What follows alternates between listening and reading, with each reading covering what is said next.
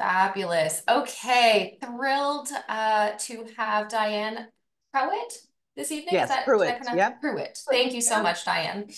And Diane is joining us this evening to share the Guiding Reins program. And as I understand, this is a mental health equine-assisted wellness services Hmm. specifically for veterans, active duty personnel, first responders, as well as immediate family and caregivers, which is a really unique Yes. um, additional population that you're able to Yes. provide. And so thrilled to have you with us tonight. Thank you so Yeah. much, Diane. Thank you for having me. This is my passion and my baby, and I just love talking about it and just getting the word out about what we do.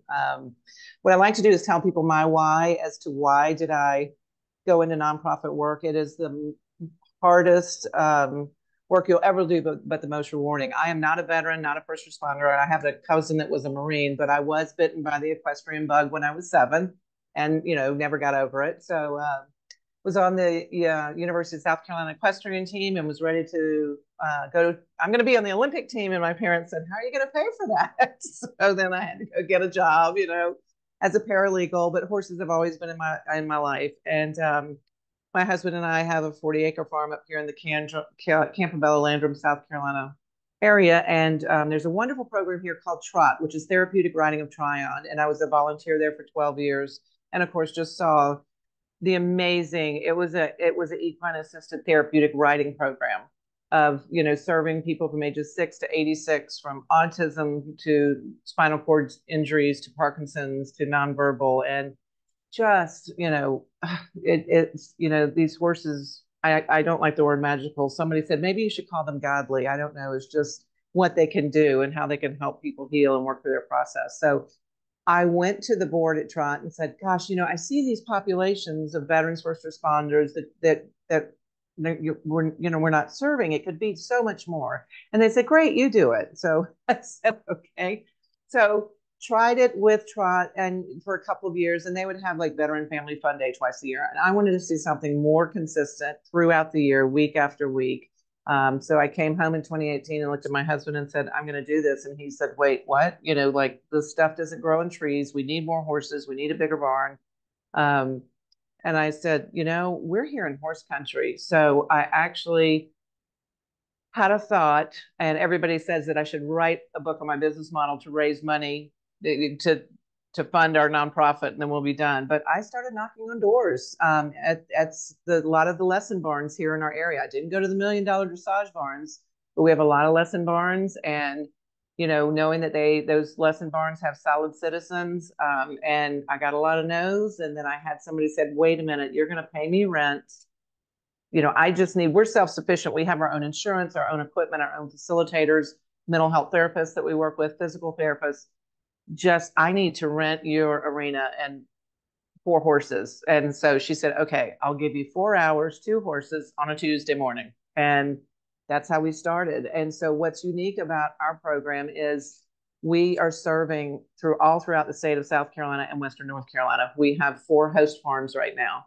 So we are at different farms on different days, and it's really unique.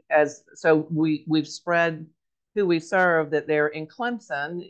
I'm probably saying cities you don't know, but like an hour away, and you're like, oh, you can come to our Greer host farm. We're there on Mondays. We're in North Carolina on Thursdays. So it's really working well. I've actually had some veteran-owned farms reach out to me in Georgia that are talking about partnering with us, and I don't think I'll franchise it, but hey, maybe one day you'll see Guiding Reins nationwide, because it is a very unique model that we have created with our curriculum that I'm very, very proud of. There is no riding in our program. Initially, there was when I started it in 2020, and then COVID hit. Um, but what I saw again, we kind of thought we would serve like half mental health, half physical disabilities. But as y'all know, we are in I think our second pandemic of mental health crisis. And we are serving all 100% mental health. We have a couple of participants that use a cane, but they get in the arena, they put their cane on the fence. So I never ever thought it would it would be all mental health, but I'm so grateful. So when we had the riding portion of our program, I realized I was burning through grant money and donations. One whole session was teaching them how to tack up. One whole session was teaching them how to mount and dismount. And then maybe they'd get a little walk and trot, and then it would be over. Our core program was 12 weeks. Um, and then I, as an advocate for the horse, I'm not a mental health therapist, although I think I could be one. Um, I'm a certified equine specialist through EGALA. If y'all familiar, that's the Equine-Assisted Growth and Learning. So I'm an advocate for the horse. So I'm like, the saddle has to fit the horse. Well, then guess what we ran into? It wouldn't fit the rider. So of course, the last veteran that rode in our program, he was so uncomfortable. You could just see it. And I thought, we're going to have 5,000 horses. I think it's easier for some of these programs to get away with children, because I thought, how do these other programs? But you can't, when you have a veteran that's 6'4" and 225 pounds. The other problem I ran into is our lesson barns only had one horse that could carry, larger adults. They all carry kids. And one day, the horse that could carry large adults, I show up and he's lame. So took out the riding portion in 2022. It was the best decision I ever made because, as you know, you make much more of a connection on the ground with a horse than you do in the saddle. We do teach them horsemanship skills. They learn horsemanship skills. So when they're done with our program, they can go to the barn around the corner from their home and take riding lessons. And they'll text me and say, everything I learned in guiding reins, I'm applying to my riding. And as you all know, they could be with us for a year to learn the groundwork. We do offer, as I mentioned, we're a 501c3, and two things I'm very proud of is we still to this day, knock on wood, offer our services at no cost to our participants. And we are not tied in with the VA or any healthcare provider. So everything that they say, do, share with us in their assessments and while they're at the farm stays with us. We don't, and you can just see the physical shoulders drop and they'll say, oh, thank goodness. Because, the VA can be a little judgmental. So we just are creating and holding a space for them. Our program is if you notice, you did very well, Dylan. You didn't say therapy. We've taken the word therapy out of all of our marketing materials because we get a lot of folks that say the only reason I came to your program is because it didn't say therapy. They'll say I'm therapy to death. Or we have a lot of folks that are seeing a therapist and then they come to Guiding Reins. It is a great, accessory to what they're doing. We just decided to take that out of it because it is more of a self-discovery model.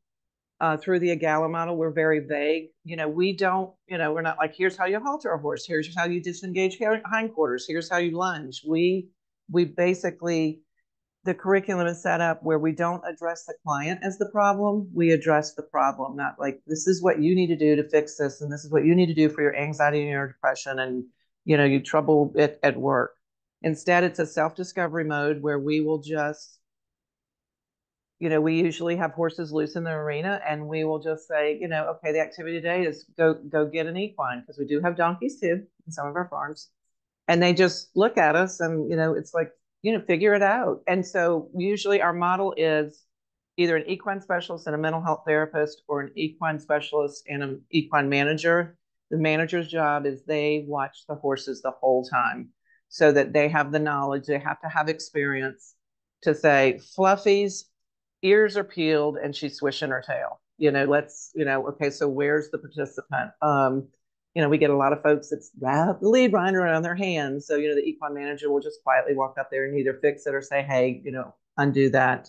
So it's safe, it's not like they're running around and dust is flying and kicking, or sometimes we pull it out on the participant. You'll see them up against the fence with two horses and you say, hey, Susie, are you feeling okay and feeling safe? And then it's a metaphoric educational experience that then you can realize that person always puts herself in a dangerous situation when she's penned up against a fence with two horses and you're like, and she's totally cool with it, but not everybody else is. So it's really kind of a great curriculum. I'm very proud of our curriculum.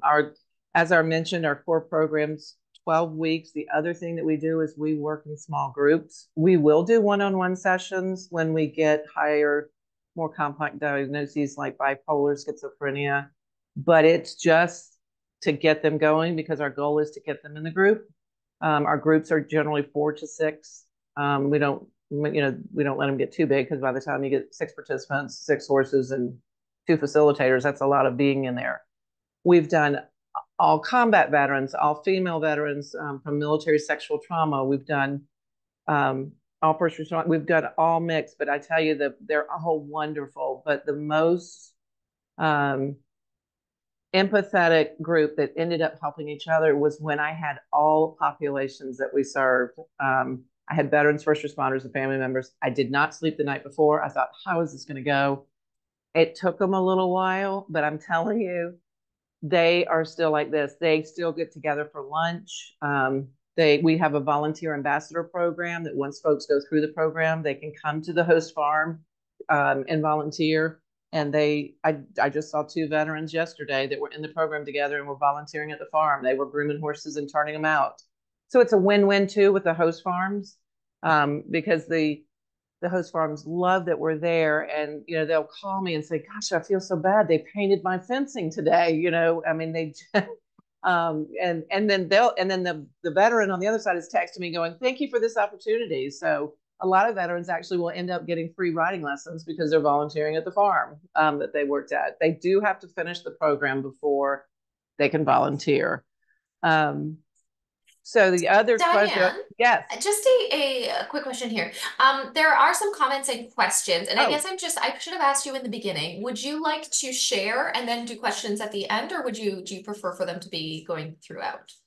um, I will no. Let me go through and then we'll go through questions. Sure. Is that okay? Yeah. Yeah, absolutely. Apologies for Yes. breaking your stride. No, that's okay. Yeah, where was I? I see, and I can talk about it all night.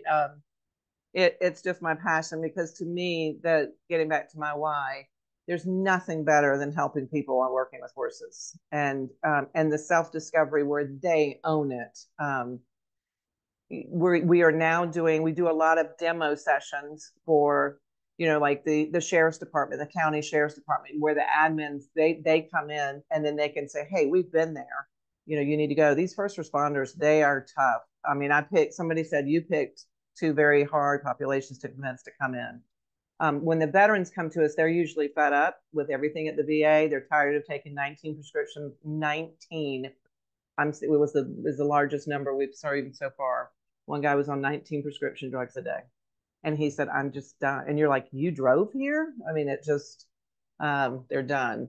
So um, the demo sessions help in that um, they serve as a dual role of a participant and an observer, so folks can step out of that, and we'll do an EGALA based activity with them, where they can step out of the role and say, and ask questions, because I feel like if I can get the admin, that then they can, tell their folks like, hey, this is something that they need to do. First responders, they're kind of tough to get into a 12-week program. So we have a program called Just for a Day, when after there's a traumatic event. We actually had one last Sunday and they came to us on Monday.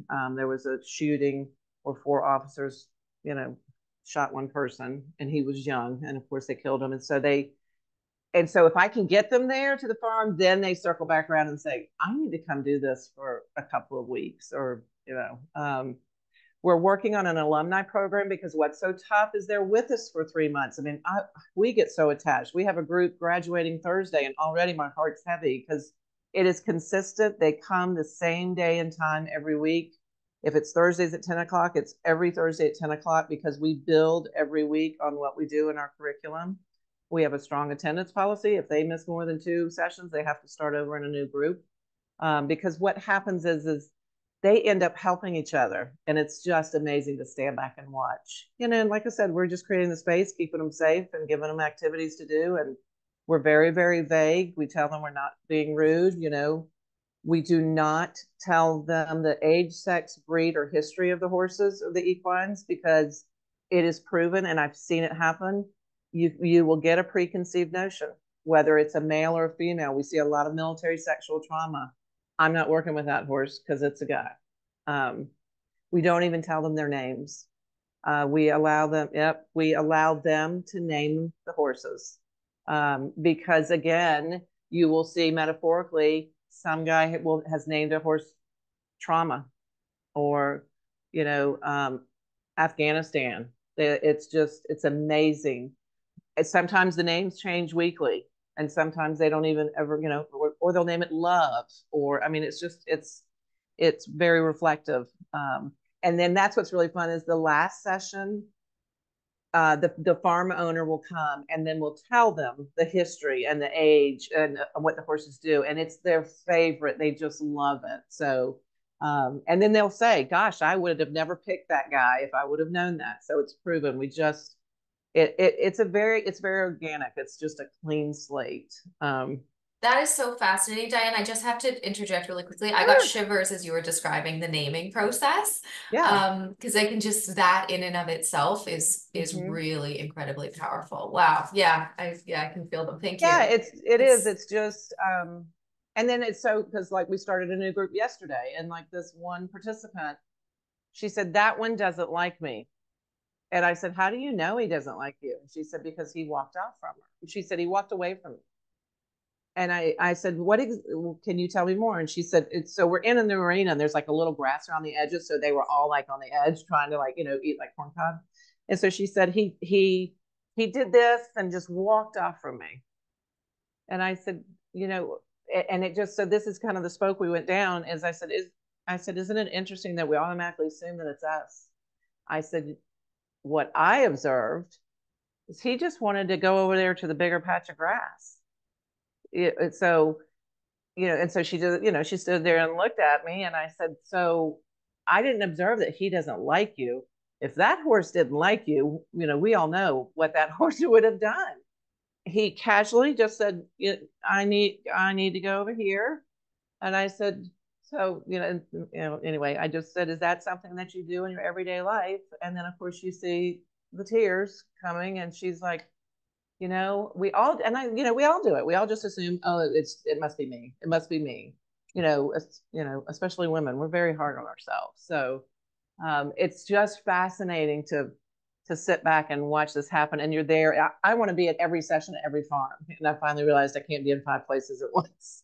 So um, the model is basically they come in, we sit down, we usually have a circle under a tree, we check in, we go out and do an activity with the horses, and then we come back, and then I have an insight form every single week that they have to put pen to paper about what specific thing happened today that was meaningful to them. And they have to be very specific. It can be like the way the horse looked at me or the way the horse nudged me and walked off. And again, there's magic in these questionnaires that we have. We used to have a questionnaire where like when you show up, what's your anxiety level, insomnia, are you feeling detached, what are your goals for today? And then they would fill it out in the end. And my mentor, who is a psychotherapist, she's so hard on me, but aren't those the best mentors?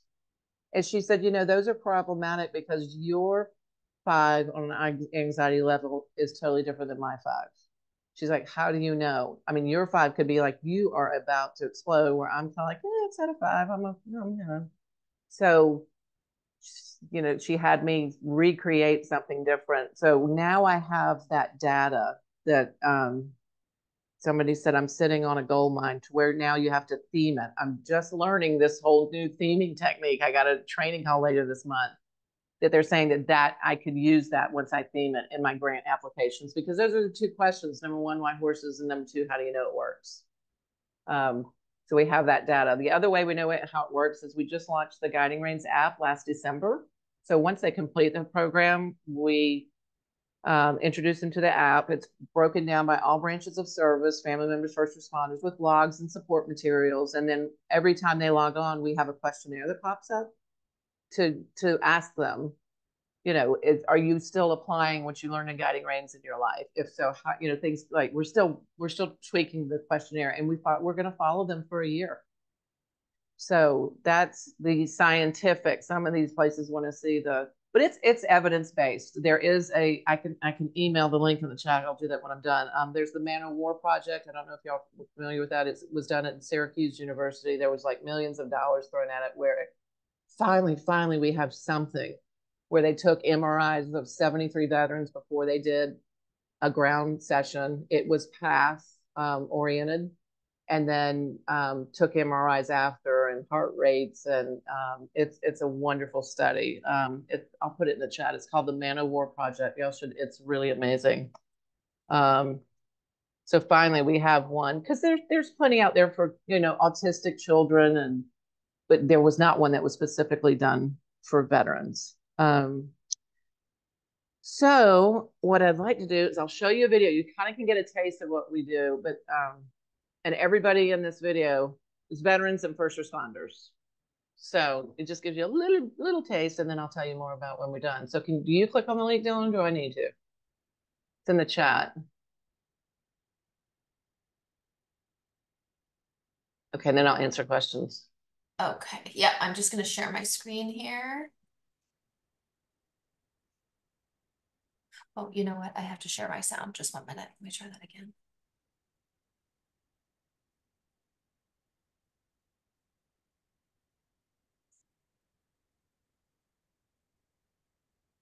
Okay. Let me know if you cannot hear. I can't hear it. Oh, there it is. There it is.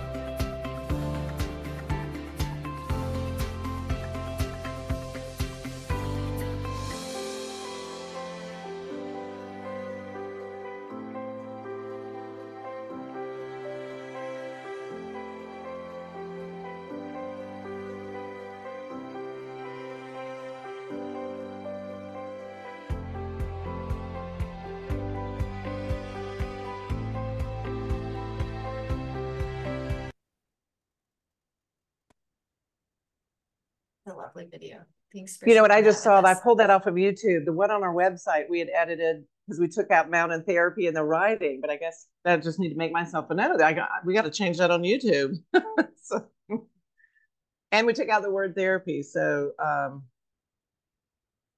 oh, I know. Yeah. And that's what I wanted. Is I hope you looked at their people's faces. You just, when you see their faces in the video, you can't hide that. Um,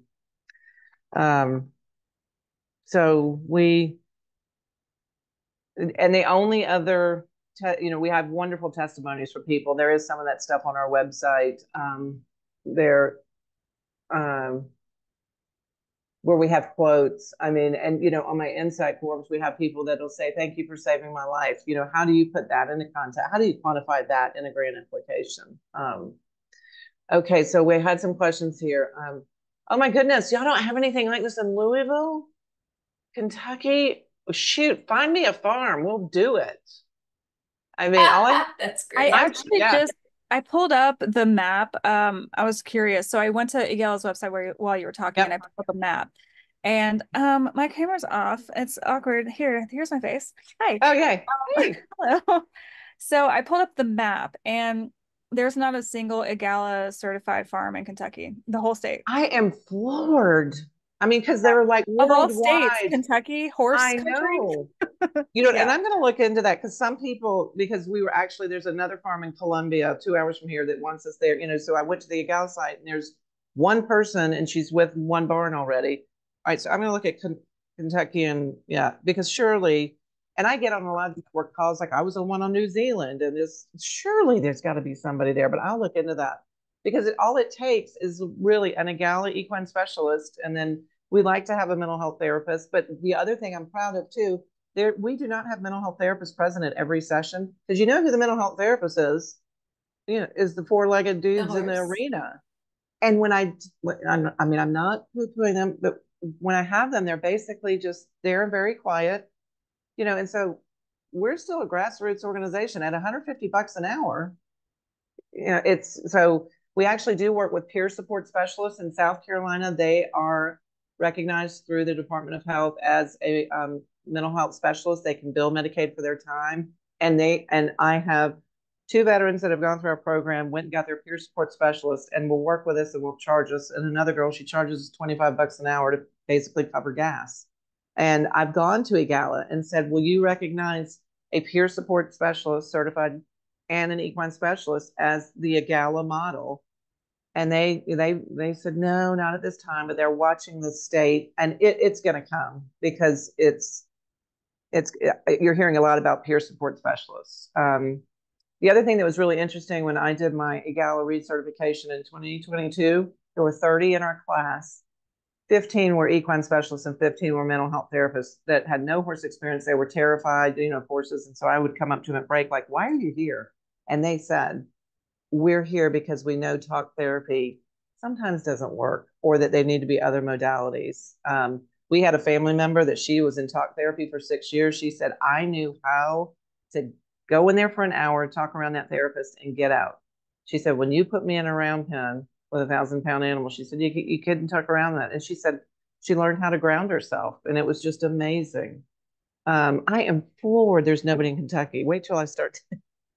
I'll get to the bottom of that, because it really is something that I don't want to franchise it, but I could license it. You should. And yeah, I want to. It's just we've worked with Wounded Warriors, where they've brought in a group of people from all over, and on their insight forms and additional comments, they would say, I wish this was in my town. If this was in my state, I would drive to it. So, I mean, there's a huge, it's just a huge need. It's just, it just fascinates me, how well it works, and how they're going to serve you the biggest piece of humble pie. You can't fake it. You can't. I know. I was looking into it. So I had called around, I'm in Louisville. And it's not too surprising that there isn't anything here in the city. We do have places that would be great for it. But most of the horses are in Lexington. So I heard that there was someone in Lexington who offers horse or just equine therapy, some kinds of equine therapy.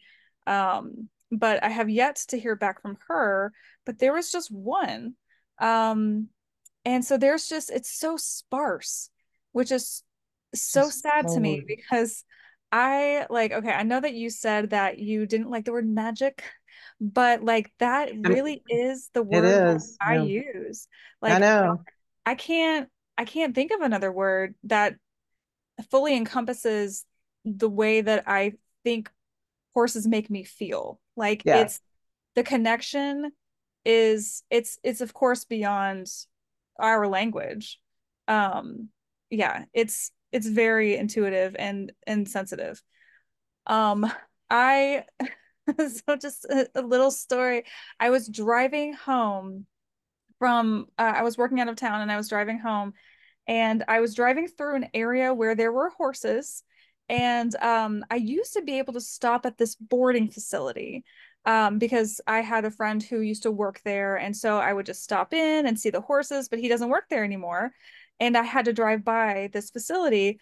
And just the idea of passing horses and not being able, just knowing that I couldn't connect with them, I just lost it. I just wanted to Mm-hmm. connect with horses. Just the idea of connecting with horses was so profound. And yeah, I wish that more people had the opportunity to just learn that there can be a connection with horses. Because I think Mm-hmm. when people haven't connected with horses before, they wouldn't think that they could. A lot of people don't think they can. But it's almost instinctual. I don't know what it is. Like I said, it's magic. I know, and I do use magical, because when somebody said godly, I said no, that's not it. But I like, intuitive, because it's Mhm. the participant I mentioned to you yesterday, where she said that one doesn't like me, and then we started And she started to cry. And she said, why do these horses why, how do they know? Why are they making me cry? I said, they just do, they just, just as I mean, and this was her first session. I mean, and I do get a lot of feedback from people that they'll say, I almost didn't come back the second week because it's still we haven't even scratched the surface. It's, you get in your handbook, we're showing you where the fire extinguisher, restrooms first. It's like first day of school. And literally the first day it's just meet and greet. They go out and say hello, no talking amongst the humans. And so and that's what's so good about the group is, and then I'll ask the person, I said, what made you come back? And they said, I made a commitment to you and I made a commitment to everybody sitting in that group. And so that it just, and folks, let me tell you, we had one yesterday. She was actually late and I called her. She said, oh, I'm on O'Neill Street. I'm kind of, and everybody has GPS, y'all. She was not lost. And she went through the session and she was doing her insight form. Oh, and that's what we do too. In the end, I open up the circle for anybody to share their insight form and explain that what you wrote down might help the person sitting next to you. And everybody shared, and she shared, and she said, I'm going to tell y'all something. She said, I was sitting in the Walmart parking lot. She was sitting in the Walmart for 25 minutes. And she said, and then I looked down at my phone and it's Diane. Are you on your way? Are you lost? Or because we do have several veterans that day they don't show up. They're like turtles, they kind of stick their head out and then we'd say, no, not doing that. She said, and I thought, okay, I'm just going to go and get it over with and I'm not coming back.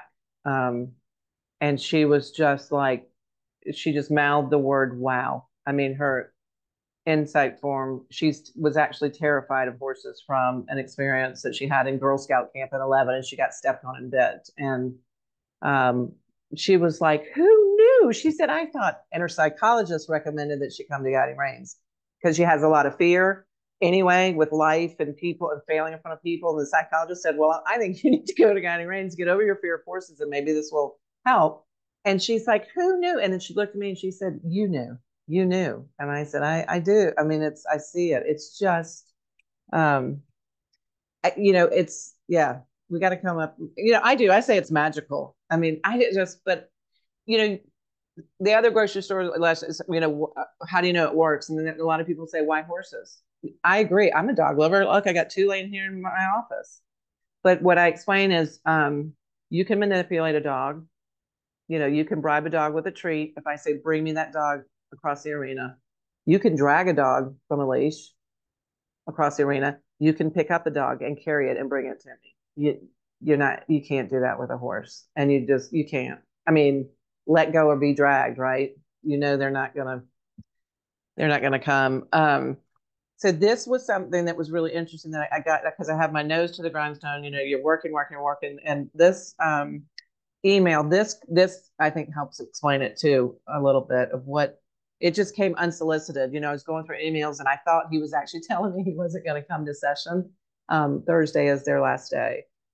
So I don't know. He sent this May 16th. This just, and this is why I can't describe it. And there were a few other questions too. Diane, I wanted to take a minute of your precious time and share with you what you have done for me. I have processed more in my time with your horses and staff than I have in 30 years since my medical retirement from the military. Forgive me for writing in verse, but it is a cognitive approach that allows me to explore further into processing that provides resolution. It doesn't leave me hanging like so many modalities I have experienced before. I'm so grateful for what you have done for me. For the first time in my life, I can finally see. You helped me identify and change my way. I now look forward to each new day. My restlessness is gone and I found my voice. Thank you for giving me that choice. You and your horses have shown me a new way to live. I wish I had something in return to give. Your program gave me new attitude, and I have nothing but gratitude. I isolated myself for so long because I isolated myself for so long, it became the only thing familiar, and it was a lonely existence. I don't know what the evidence-based research says about a program like yours, but I could only imagine this combined with cognitive behavioral therapy would only open the doors to recovery and help people like me process the damage of trauma in a way that will stick. We are nearing the end of this program. It is my sincere hope that this will not be the end of our time with you, Matt, Victoria, and Lynn. That's his group. This experience has truly been transformative in my life. If there's ever anything I can do to introduce others to the beauty of these equines and your program and what it has done for me, you know where I am. A grateful veteran, Todd. Ugh. And so how do you, so how do you get the word out? How do you explain that? Because people, 10, 15 years ago, everybody thought it was woo-woo-y. I will tell you, people are now pausing and raising an eyebrow going, wait a minute, I think they're onto something. When I saw those therapists there, that's just how do you, and I emailed him back and I said, you can come with me to when I speak, because I can talk about this all day long, but when somebody you can hear a pin drop when they come. And of course he said, you tell me where to be and I'll be there. But I mean, I was right there and I knew it was making a difference, but not that deep and wide. I mean, it's just magical. It's amazing. Maybe that's my word. I do think that the idea of equine therapy has been changing. And I don't know if it's because of Gen Z. I tend to give a lot of credit to Gen Z because I feel like they've changed a lot, although it might have been the millennials. But therapy in itself has changed. The concept of therapy, there was a lot of stigma around it. And now, especially with Gen Z, if you don't have a therapist, people will look at you funny. It's an expectation to take care of your mental health. And so with equine therapy, I actually had this conversation the other day with my mother. She was under the impression that it was still just for autistic children, because that's kind of how we all heard it start. But it's progressed so far beyond that. And I think that a lot of people maybe really just don't even know it's an option. May think like, oh, I would love to be around horses, but where would I do that? Who, I wouldn't qualify. So I'm not sure how to market that. Well, I think you raise a good point, Rebecca. And I think, just going back to Diane, when you mentioned that you have 4 host locations, right? This is about accessibility. And so when we are accessible, then we can share the awareness. And I'm wondering if, coming out of this, if we might be able to capitalize on the platform, the IIVSW platform, and see, maybe there's a connector there, right? Around some of us that are connected to this world, to this realm, and maybe not doing it as actively, Diana, as you and your team is, but have interest and have some expertise in some lens, and then, sort of figuring out how to bring these services to folks that can benefit. Yeah. Awareness. And it's let's see. I think Peg said I see that. Sorry, yeah, there's just some questions here. So I just wanted to go through them if that's okay. So Peg has a question. Sounds like PATH certification. And PATH does now have a mental health certification. And we're not, and in our programs, we're not like, it's got to be a gala or no way. If you're PATH certified, EGALA, Natural Lifemanship is another great one out there. Arch is now out there. We just want our facilitators to be certified. So yes, you can get the certified rider instructor, CRTI, as well as I think it's ESML, mental MHL. So they are offering mental health certification at PATH right now. Do you assess the horses at the farm? Yes, we do. Yes. Sorry, just for the audience, I just want to make sure that I'm reading it. So when people view this back, so the question is, do you assess the horses at the farm for personality before using them in session? Yes, we do. We have a full, we go do site visits. We have an assessment farm tool that, we comb through the farm, just for safety reasons as well, for horses and humans. And then we assess them. Yeah. To see, we don't want a whole bunch of, we had one farm that they were rescues and they were just done. This was their soft place to land. And you could just tell they're like, I really just don't even want to be out here with you. So because we do need to have a little bit of antics, but we assess them and we actually get up next to them with walkers and canes, because we've got Vietnam veterans coming Monday that are, several of them are using walker and canes. So we do assess them, hula hoops, and we watch the herd and we watch the dynamics. And then we ask the owners, are they comfortable, and how many that could be turned out loose safely for them, that nobody's going to get kicked or, so usually they're like, okay, not the mares, but you can do the geldings all day long, or let's not mix the mares and geldings. So yes, we do a very intensive assessment of the horses and the farms. I have an aside to that. Is is there any training involved for the horses? There's training for the humans. So they're certified. Is there any training for the horses that you utilize in your program? Not on our end. And we have used everything from pasture mates, pasture ornaments to $100,000 hunter jumpers that flew over here from Germany. So we got, and I just love it. So, and our lovely donkeys too. They really add a lot. I'm sure, yeah. The next question is, are these rescues at your farm or are they privately owned? Yes, yep, yes and yes. Some are privately owned, some are rescues. Sometimes we'll get at a farm and a boarder will be like, you can use my guy, all day long. I'm not here on Tuesdays. I'd love for him to be in the program. So we have the hodgepodge of all kinds. Thank you. And then yes, there's some comments about watching the video. Oh yeah. How often, another question, how often do the horses get breaks from working? Okay, so in a typical day host farm, we only do 2 sessions because it's intense. The 90-minute sessions, but they're in the arena for 2 hours because they need to be there beforehand. So what we do is in between our 2 sessions, there's a 30-minute break for horses and humans, and we decide sometimes we will swap some out. You can tell when they're like, I just took on a lot and I need a break. But with the sessions being 90 minutes, we plan for 2 hours. And so they only do 2 sessions a day and then they're done. And that's really another helpful. nice thing. Yeah, and it's another really nice, helpful to know. Yeah, for the host farms, which is kind of nice, is that was another thought in my mind if we ever did it here at our farm. But then the next day we're at another farm. So it's not like, oh boy, here they come the next day. And now we got to do, 6 Vietnam veterans. So they get a break, which is another thing is since we float around, we've never done 2 days back to back, which is good because you can tell they really absorb a lot of it. Yep. One question. Oh no, here's another one. Between groups, when the groups end. Oops, I'm not sure. Peg, could you clarify that question? Or come off mute if you're able to, if they're comfortable with that.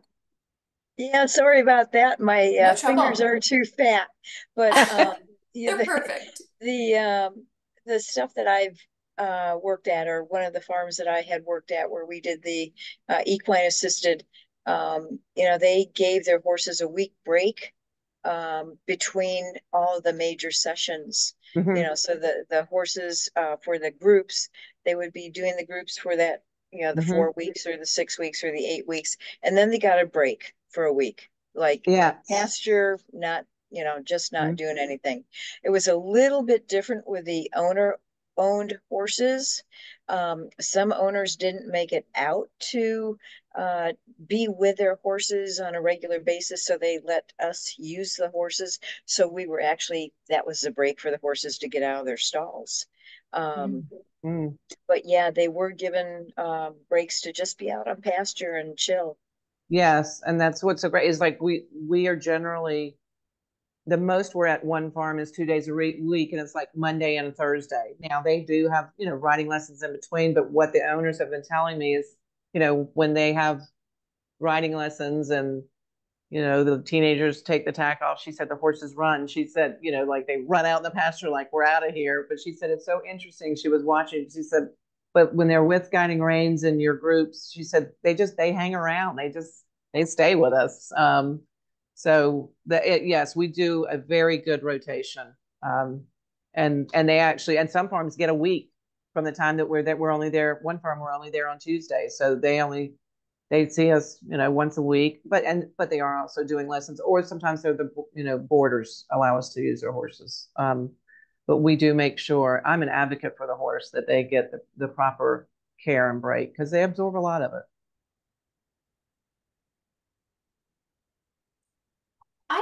I have a question, a practical question, or I guess it's an operational question for you, Diane.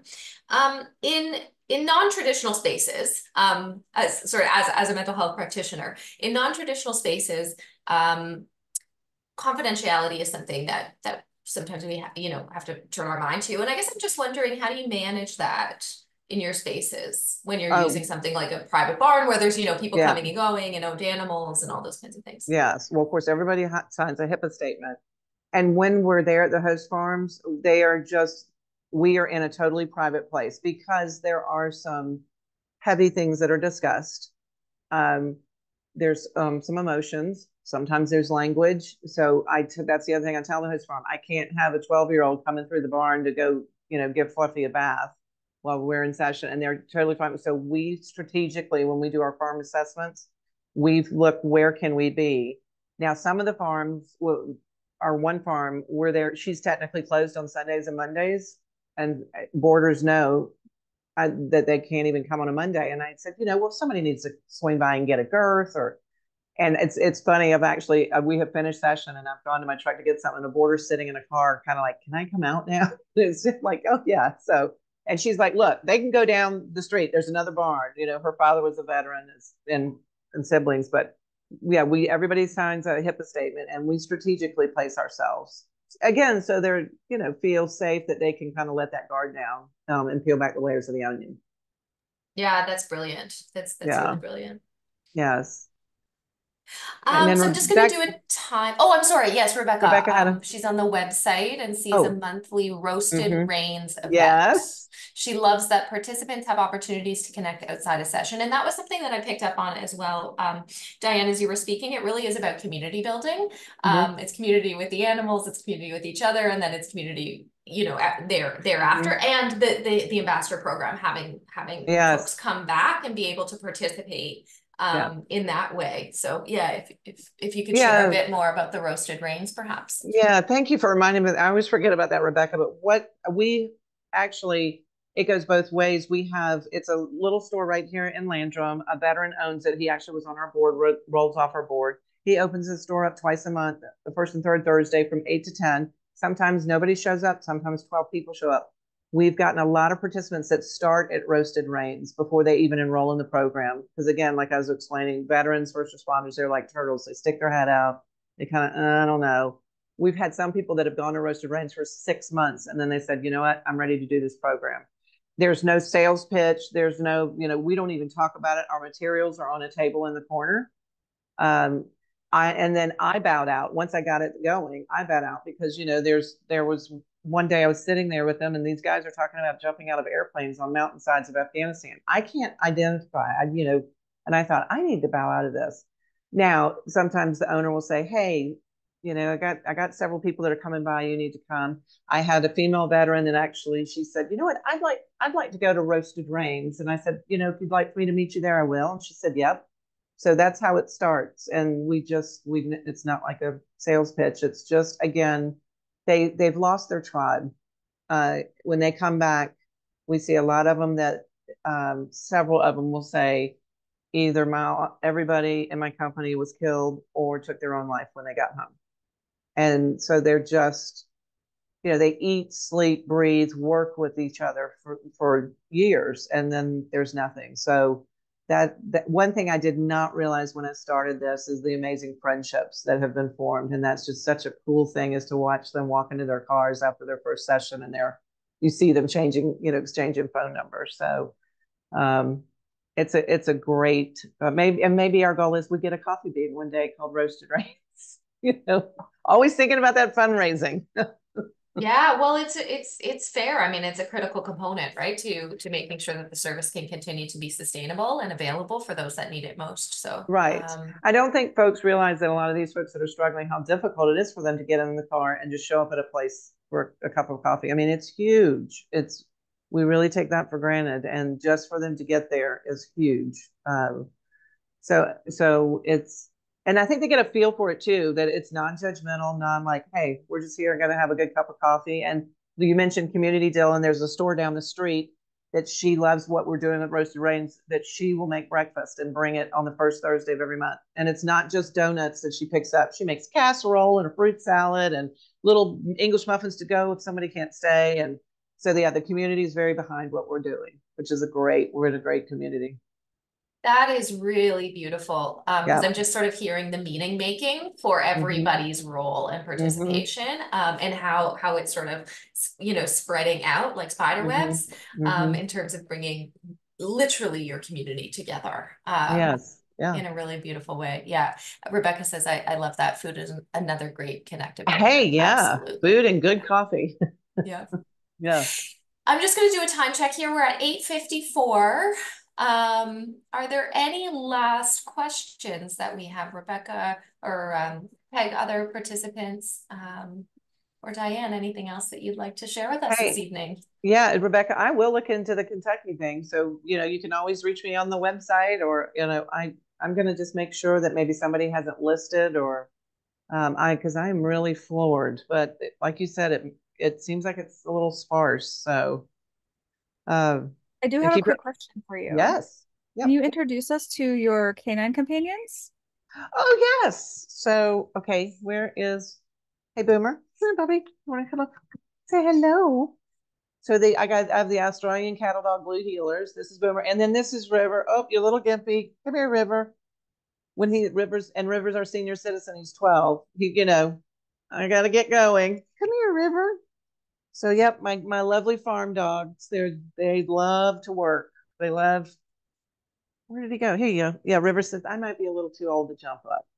So love them, but they need a job, boy, and they are on or off. So one last question here. Yes. Thanks for that prompt, Rebecca, and letting us meet them, Diane. Yeah. Any places in Virginia that you're Not aware of? not yet, but I actually had somebody reach out to me a couple of months ago.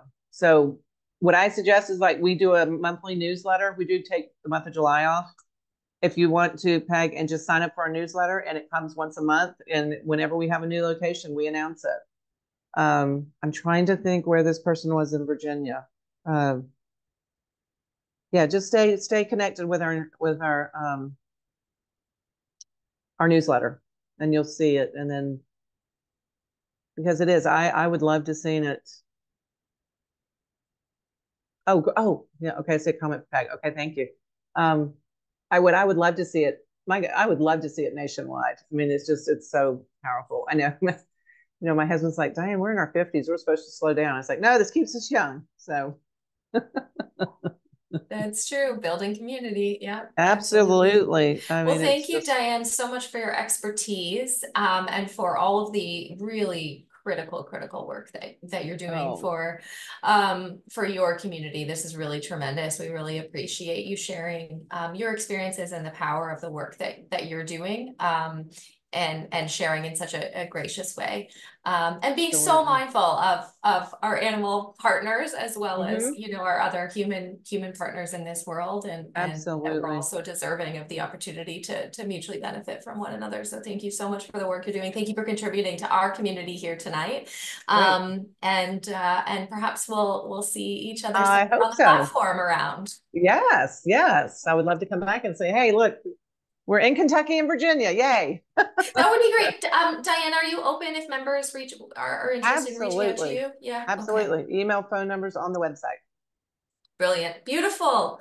Well, I will end the recording here. No, I don't know how to do that. So I have to. Oh, yes, I do.